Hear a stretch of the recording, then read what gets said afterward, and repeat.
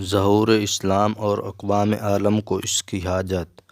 وَاذْكُرُوا نِعْمَتَ اللہِ عَلَيْكُمْ إِذْ كُنْتُمْ أَعْدَاءً فَأَلَّفَ بَيْنَ قُلُوبِكُمْ فَأَصْبَحْتُمْ بِنِعْمَتِهِ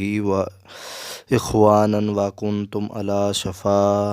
شَفَا حُفْرَةٍ مِّنَ النَّارِ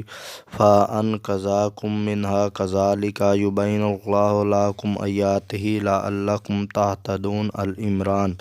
اور اللہ تعالیٰ کا وہ احسان یاد کرو جب کہ تم ایک دوسرے کے دشمن تھے، پھر اللہ نے تمہارے دلوں میں محبت پیدا کر دی اور تم اس کے فضل سے بھائی بھائی ہو گئے، اور تم دوزخ کے کنارے آ گئے تھے اور اللہ نے تم کو بچا لیا۔ اس طرح اللہ تعالیٰ تم سے اپنی آیات بیان کرتا ہے تاکہ تم سیدھی راہ پر قائم ہو۔ جب اقوام عالم کی اجتماعی، اخلاقی، مادی اور روحانی زندگی اس درجہ تباہ و برباد ہو گئی تھی، تب خدائے قدوس کی غیرت کو حرکت ہوئی اور اس نے اسی سرزمین عرب میں کہ جس کے باشندے مذکورہ بالا اخلاقی تباہ کاریوں میں تمام اقوام عالم پر گروہ سبقت لے گئے تھے، اسلام جیسے جامع مذہب کو نازل فرمایا تاکہ نظام دینی کا یہ آخری پیغام اپنے معجزانہ تعلیم سے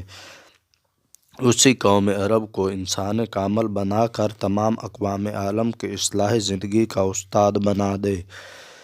جس کی ان کو سخت حاجت تھی۔ یا یوں کہیے کہ چونکہ جغرافیائی حیثیت سے سرزمین عرب ایشیا، یورپ اور افریقہ جیسے براعظموں کے وسط میں واقع ہے اور بری اور بحری دونوں راہوں سے یہی سرزمین ان براعظموں کو آپس میں ملاتی ہے، تو ایسے خطے میں جس طرح آسانی کے ساتھ جملہ اقوام کی جاہلانہ اور مشرکانہ رسوم پہنچ گئیں اور آخر کار وہ ان کا مرکز اور گہوارہ بن گیا، اس طرح وہ بآسانی تمام اقوام کی رشد و ہدایت کا بھی مرکز بن سکتا تھا۔ اور ظہور اسلام کے بعد جس قدر عجلت سے یورپ اور ایشیا میں اسلام کی دعوت پہنچی اور براعظم افریقہ اس کا شاہراہ ہوا، تاریخ اس کے لیے زندہ شہادت ہے۔